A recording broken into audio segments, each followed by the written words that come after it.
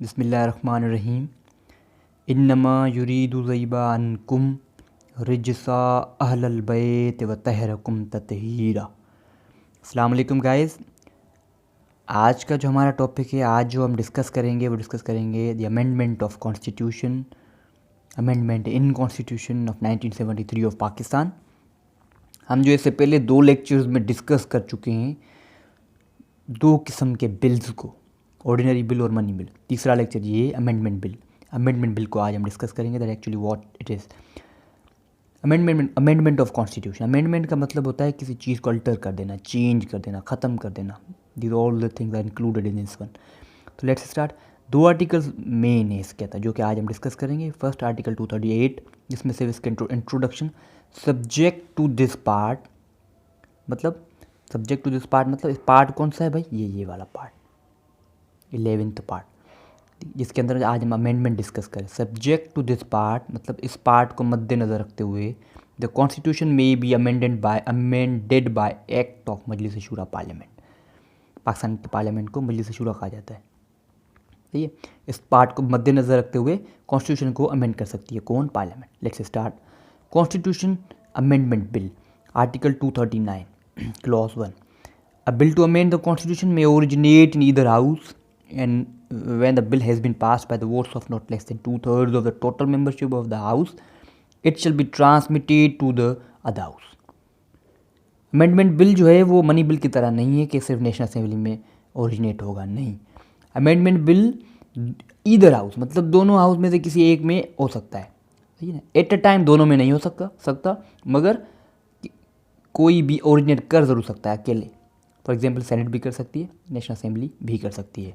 For example अगर national assembly ने अभी फॉर एग्जांपल इसको वहाँ से ओरिजिनेट हुआ अमेंडमेंट बिल, उनको कॉन्स्टिट्यूशन में कुछ प्रोविजन, क्लॉज या आर्टिकल, पैराग्राफ कुछ भी अमेंड करना है, तो वहाँ पे अब क्या होगा, वोटिंग होगी।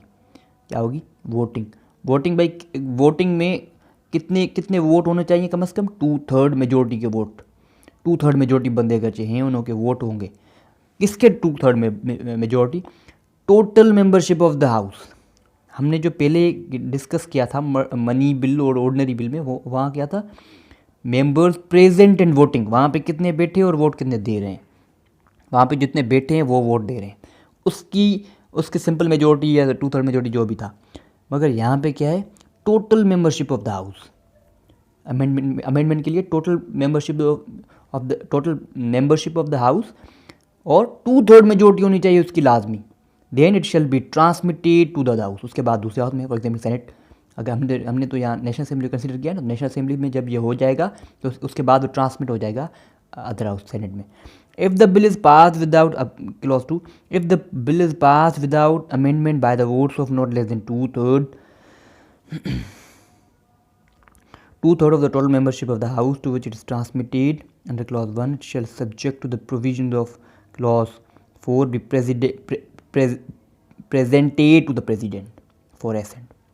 फॉर एग्जाम्पल सेनेट को सेंड किया गया, सेनेट ने भी वहाँ पे 2/3 मेजोरिटी में वोटिंग हुई, वहाँ से पास हो गया, उसके बाद वो कहाँ चला जाएगा, प्रेसिडेंट के पास फॉर एसेंट। वैसे भी हर बिल में ऐसा ही होता है, प्रेसिडेंट के पास वो ज़रूर जाता है। उसके बाद if bill is pass, clause 3, if bill is pass with amendment by the votes of not less than 2/3 of the total membership of the house to which it's transmitted under clause 1, under clause 1 याद रखें। यहाँ under clause 1 में जो हमने बात की है, किसी भी हाउस में किसी भी हाउस में ओरिजिनेट होगा, उसके बाद वो ट्रांसमिट हो जाएगा दूसरे हाउस में।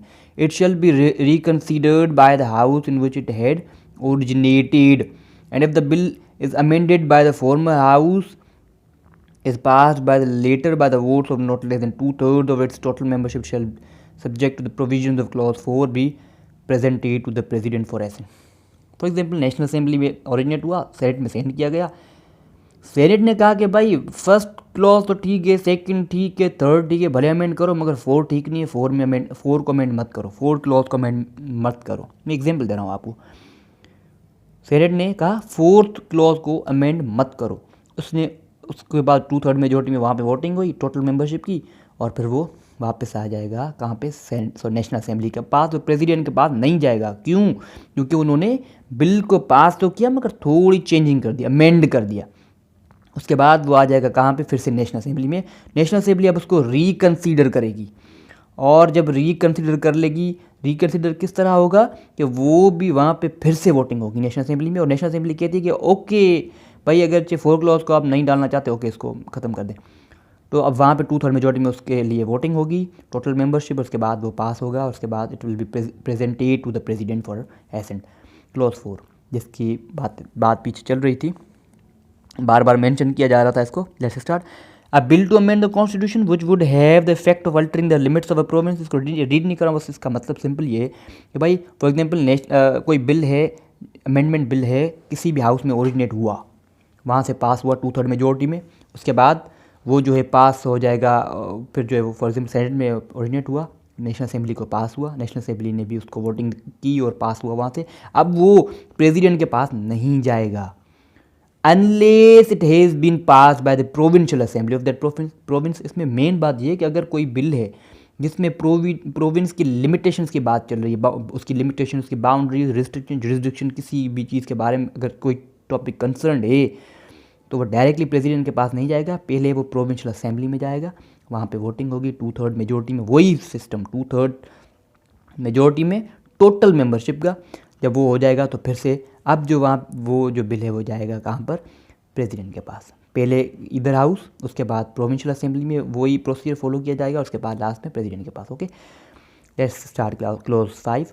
No amendment of the constitution shall be called and question in any court on any ground whatsoever. कोई भी कोर्ट उसको क्वेश्चन नहीं कर सकती कि आपने ये क्यों अमेंड किया है।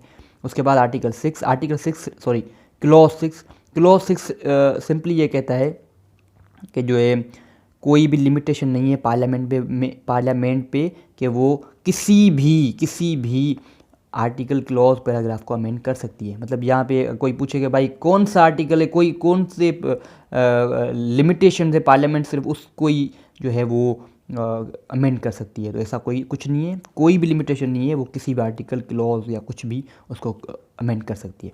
So thank you guys. Here the topic ends. Here we have completed the main topic, amendment, the bill of amendment. Don't forget to like, comment and so on. Thank you. Khuda Hafiz. May God bless you all.